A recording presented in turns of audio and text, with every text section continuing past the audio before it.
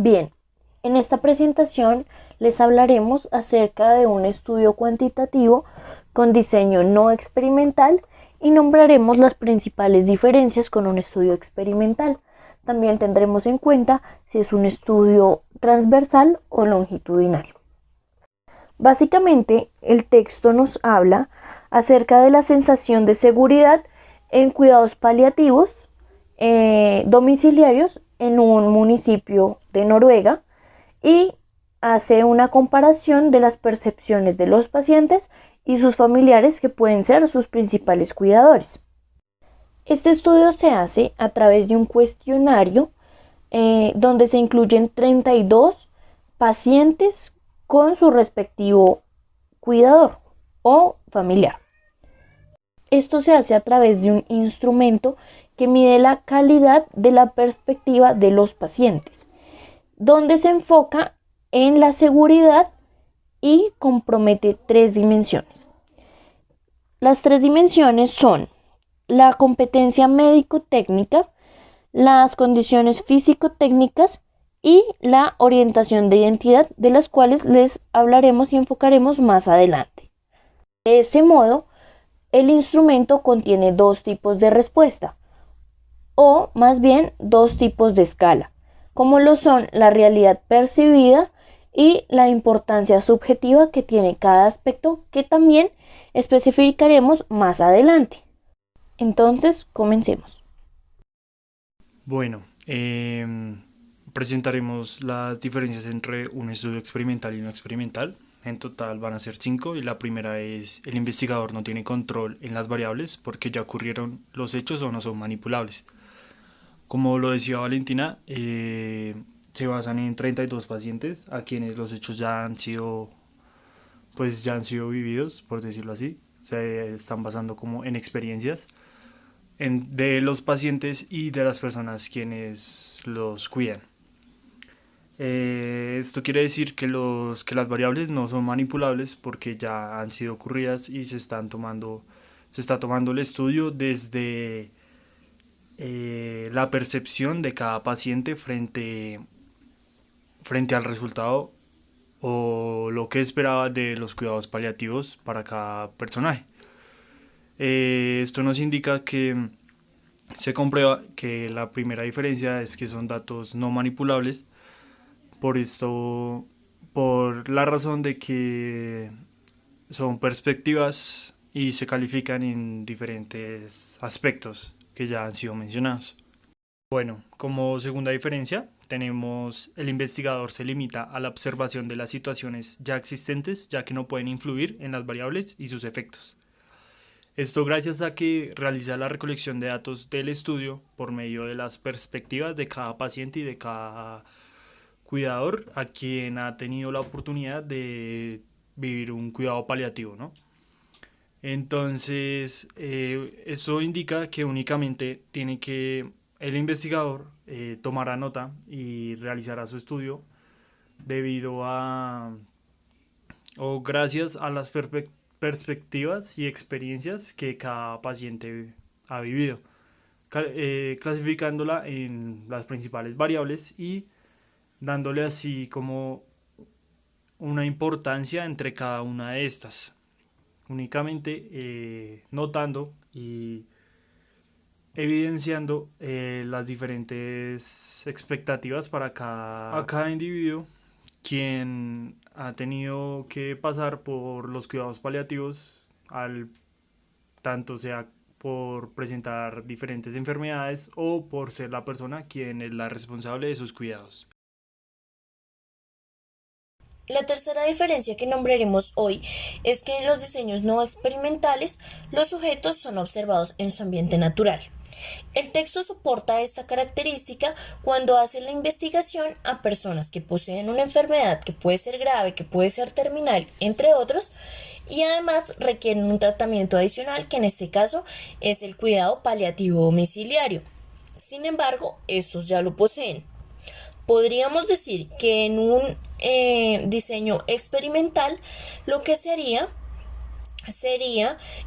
llevar las personas que poseen las enfermedades a un tratamiento de cuidado paliativo que aún no posee para realizar la investigación.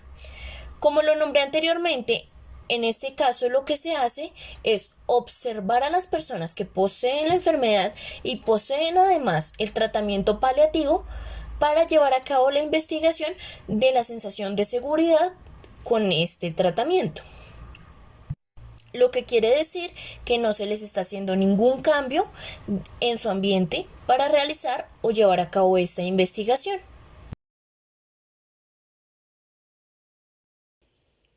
La cuarta diferencia es, la investigación no experimental usa grupos diferentes y busca la razón que genera la diferencia, la cual se refleja en el artículo cuando las personas escogidas para la investigación cuentan con los mismos tratamientos de cuidado paliativo, pero estas poseen diferentes tipos de enfermedades y por lo tanto son tratados de diferente manera. Por otro lado, la condición de vida de cada persona con la vivienda, enfatizando en la localización, difieren en esta situación. En el caso del diseño experimental, el ejemplo sería tomar grupos de personas que compartan las mismas características de vida y tratamiento para visualizar las diferencias entre todos. La última diferencia que nombraremos es que en la investigación experimental no es posible afirmar la relación causal entre las variables. En este caso se presentan dos variables, ID, información y comunicación, y MT, competencia médica, donde evidenciamos a lo largo de la investigación que son variables independientes. Finalmente encontramos que la falta de información puede causar frustración, impotencia y pérdida de control. Por otro lado, una menor sensación de seguridad puede ponerlos en mayor riesgo de enfermedad, debido a la ansiedad, la angustia física y psicológica. Todo esto se relaciona a las variables ya mencionadas. En conclusión, una sensación de frustración puede ser causa de la variable ID o MT. Por otro lado, en el diseño experimental existirá una causa evidencial de alguna de las dos. Se determinó que era un estudio transeccional debido al análisis de varias unidades en un mismo periodo de tiempo, siendo estas las realidades percibidas por los pacientes y los parientes de los mismos, en donde se miraban las competencias médico-técnicas y médico-físicas,